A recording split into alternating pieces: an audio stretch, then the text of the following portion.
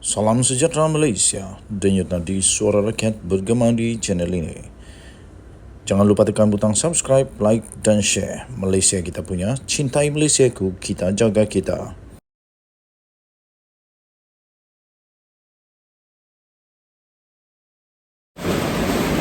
Salam sejahtera Malaysia, denyut nadi suara rakyat bergema di channel ini.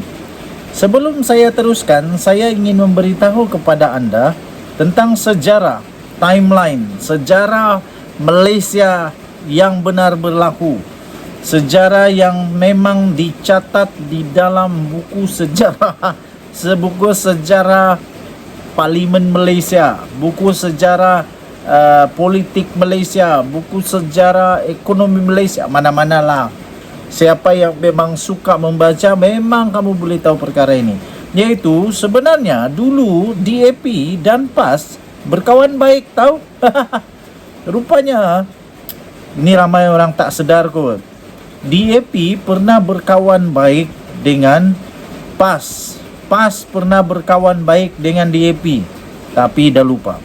Pertama. Kedua, tahukah anda Muhyiddin Yassin, PPBM Bersatu pernah bersama-sama dalam komplot besar bersama dengan DAP untuk menjatuhkan kerajaan Barisan Nasional. Kedua-dua mereka, yaitu PAS dan juga Bersatu, kedua-duanya pernah berkawan dengan DAP. Kalaulah siapa saja, dan jangan lupa Presiden PAS sendiri pernah kata, Presiden sendiri pernah menyokong PAS, tahu. Jadi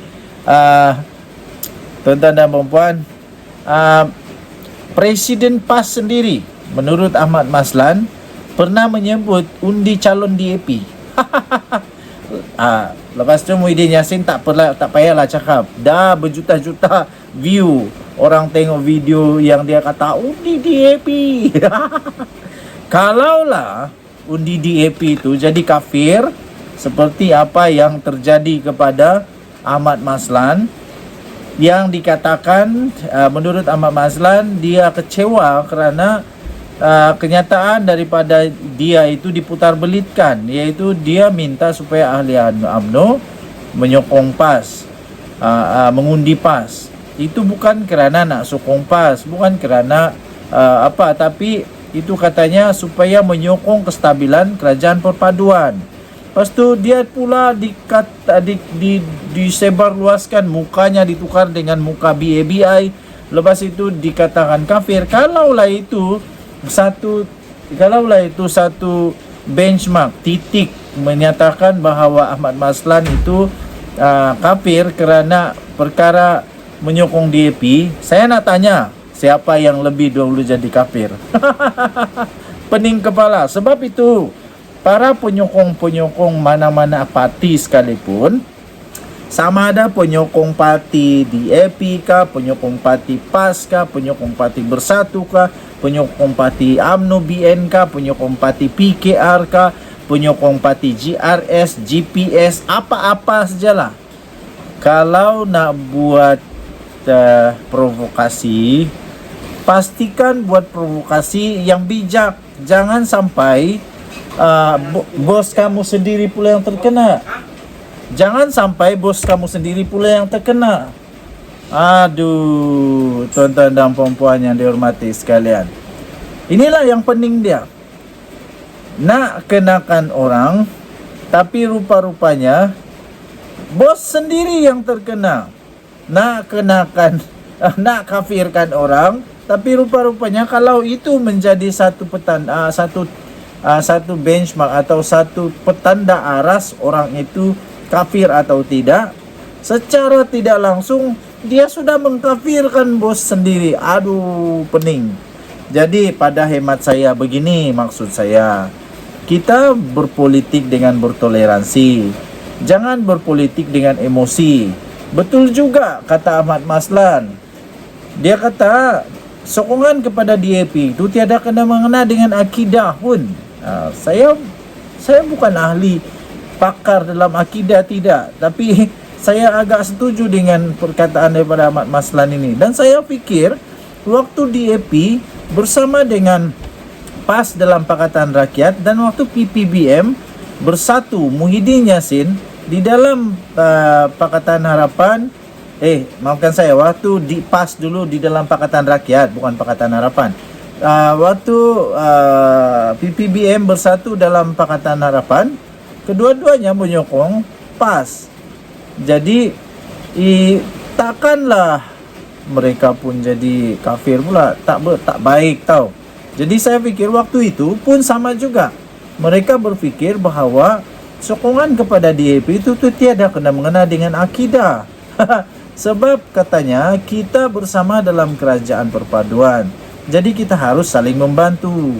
Mungkin waktu itu kalau ditanya kepada Muhyiddin Yassin, dia pun akan jawab juga, kita bersama dengan Pakatan Harapan. Jadi kita sama saling membantu. Kita nak tumbangkan Barisan Nasional. Sebab itu kita kena bersatu. Mungkin begitulah kata-katanya. Tapi kamu boleh cari banyaklah di Twitter, di Instagram, di TikTok. Diulang-ulang di mana Muhyiddin Yassin sampai undi DAP. Undi untuk menang pada pilihan raya yang lalu, dan ternyata menang, berjaya mengalahkan Barisan Nasional, dan akhirnya Barisan Nasional UMNO berkawan pula dengan PAS, di dalam Mufakat Nasional. Loh, dubdab, tiba-tiba tinggalkan Mufakat Nasional kerana Perikatan Nasional yang diketuai oleh Bersatu jadi kerajaan. Terus PAS pun bersamalah dengan kerajaan, dorang pun bersama. Lepas tu tutap perlu buat pilihan sama ada Perikatan Nasional atau Mufakat Nasional. Lepas tu banyaklah Tok Guru Adik Awang kata kita nak selamatkan ummah lah, semacam-macam lah. Akhirnya berpecahlah Mufakat Nasional yang sekarang ini dah diterajui oleh Anwar Musa dan juga Zuraida Kamarudin. Jadi begitulah sejarah timelinenya yang ramai anak muda tak tahu, ataupun orang tua-tua dah tahu, tapi kerana perangai pikiran itu kebudak-budakan tak matang, kata Ahmad Maslan, maka semua itu dilupakan. Saya hanya nak meringatkan perkara itu bertujuan untuk supaya sedar dalam membuat apapun provokasi politik, jangan sampai terkena kaki sendiri. Bila nak kenakan orang, lubang hidung sendiri tercucuk dengan batu bata yang cukup besar. Nanti koyak hidung, sakit lah. Okey, tidak apa. Tuan-tuan dan puan yang dihormati sekalian, saya ingin mengucapkan Kotobian Tadau Tagazo do Kamatan Om Tahun Bagu. Belum, mana ada Tahun Bagu. Kotobian Tadau Tagazo do Kamatan. Jadi kita mengucap syukurlah selalu kepada Tuhan kerana Tuhan sentiasa memberikan berkat-berkatnya yang cukup bagi kita. Denyut nadi suara rakyat bergema di channel ini. Bye-bye.